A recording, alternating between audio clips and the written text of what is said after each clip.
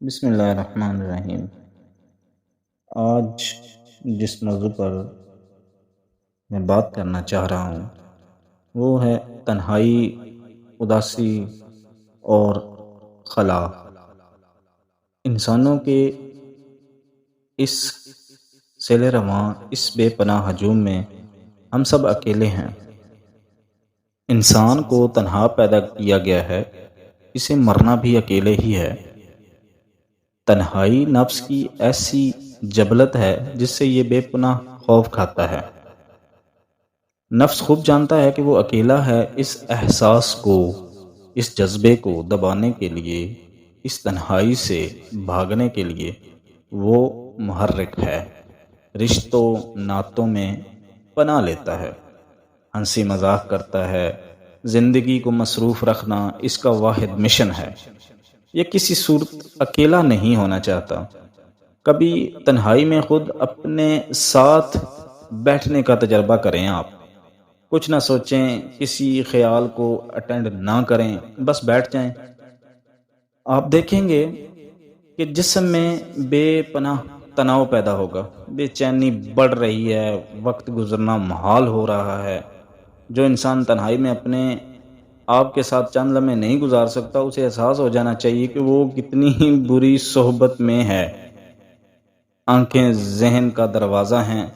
رات کو سوتے وقت جب ہم آنکھ بند کر لیں تو اصولی پر دنیا کو ختم ہو جانا چاہیے، مگر نفس اس قدر چالاک ہے کہ آنکھ بند ہوتے دماغ میں ایک دنیا پیدا ہو جاتی ہے اور ہم اس میں مصروف ہو جاتے ہیں۔ آنکھیں بند کر کے پرسکون بیٹھ جائیں اور مشاہدہ کریں کہ آپ کے اندر کیا چل رہا ہے۔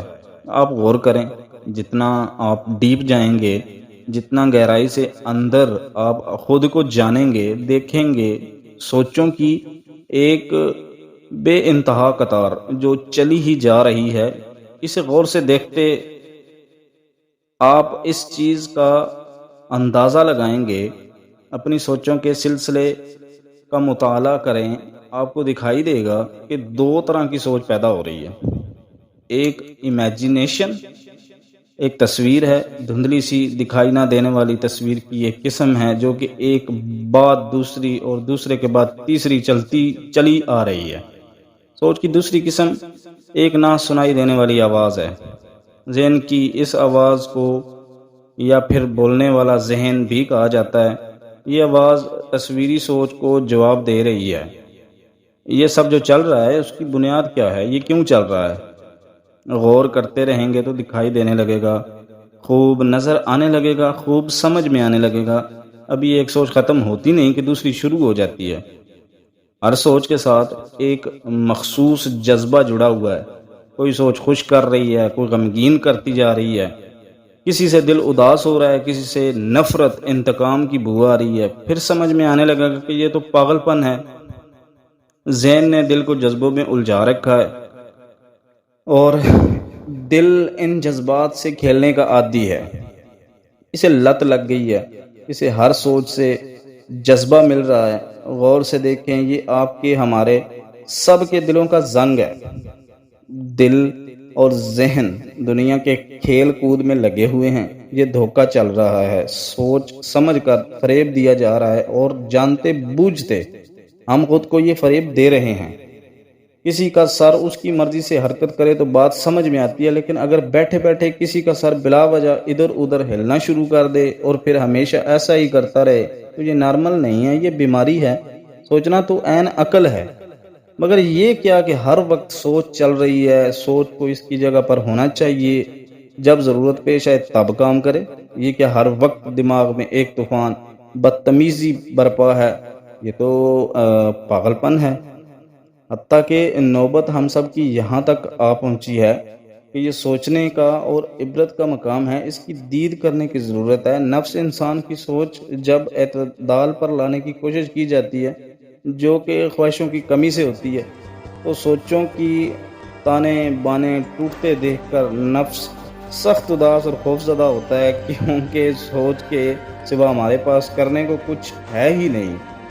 یہ وہ تنہائی کا مقام ہے جس سے نفس کو وحشت آتی ہے، خوف آتا ہے، ڈر لگتا ہے۔ یہ کم علم نہیں جانتا کہ تنہائی کے حسین اور لازوال مقام پر انسان کی خود سے ملاقات ہوتی ہے۔ یہ وہ عظیم مقام ہے جہاں سے ذات کی بے قرار سلطنت شروع ہوتی ہے۔ عام آدمی کے لیے تنہائی بہت ہی عجیب شے ہے۔ ہم کبھی خود کو اتنی اجازت نہیں دیتے کہ ہمارے تنہائی کے قریب بھی پھٹک سکیں۔ اگر کبھی کسی حادثے، کسی صدمے یا دکھ کے کارن ایسا ہوتا ہے، کسی صدمے یا دکھ کی وجہ سے ایسا ہونے کا امکان پیدا بھی ہو جائے، تو ہم انتہائی سرعت سے اس وجہ کو دبا دیتے ہیں جو تنہائی کا باعث بن رہی ہو۔ آپ اس سے محبت کریں، آپ اپنی تنہائی سے محبت کریں۔ آپ چاہے اپنے مزاج، اپنی نفسیات سے مجبور ہو کر اس سے بھاگیں، مگر یہ یاد رکھیں تنہائی ہمیشہ یہاں ہے، انتظار کرتی ہوئی، سب کچھ دیکھتی ہوئی۔ وہ ہر بار اس لیے پلٹ جاتی ہے کیونکہ اسے پتہ ہے کہ آپ اس سے دوبارہ ضرور ملیں گے، اور ہر بار ایسا ہی ہوتا ہے۔ راز سمجھ آ جائے تو بات بن جاتی ہے۔ تنہائی جو ہے یہ کوئی اکیلا پن نہیں ہے، تنہائی اکیلے پن کا، اکلاپے کا علم ہے۔ تنہائی وہ نہیں ہے جسے دنیا تنہائی کہتی ہے۔ اس بات کا عین علم اور ادراک ہونا، ذاتی تجربے سے جان جانا کہ میں اکیلا ہوں، اس پوری دنیا میں اکیلا ہوں، لونلی نیس کہلاتا ہے۔ ایک ہوش مند نفس خوب جانتا ہے اس کی حرکات کسی بھی درجے کی ہوں، ان کی روٹس، ان کی جڑیں تنہائی کا خوف ہے۔ اگر کچھ دیر کے لیے تمام تر حرکات روک لی جائیں تو دیکھا جا سکتا ہے کہ ایک اندھے کی آنکھ سے بھی کہ نفس کے مرکز میں ایک خلا کا احساس ابھرنے لگتا ہے۔ نفس کو معلوم ہے نا، خود سے کبھی نہیں بھاگا جا سکتا، کیونکہ نفس اپنی ذات میں، اپنے سٹرکچر میں تنہا ہے۔ اللہ کی طلب میں نکلنے والے ہر نفس پر یہ وقت آتا ہے جب وہ اس مقام پر پہنچتا ہے جسے خالی پن کہتے ہیں۔ اس مقام پر صرف اللہ پر کامل اعتماد ہی کام آتا ہے۔ دنیا کی ہر شے، ہر جذبے سے زیادہ اپنے خالق پر اعتبار کر کے تنہائی اس لامحدود صحرا میں مسافر کو چل پڑنا ہوتا ہے۔ اتنی سی بات ہوتی ہے، لیکن بڑے بڑے یہاں ہار مان جاتے ہیں۔ یہاں انسان کے نفس کو محبت عطا ہوتی ہے۔ اللہ تب تک نہیں ملتا جب تک انسان اپنی خواہشات کو کم نہ کر دے، اپنے نفس کا محاسبہ نہ کرے۔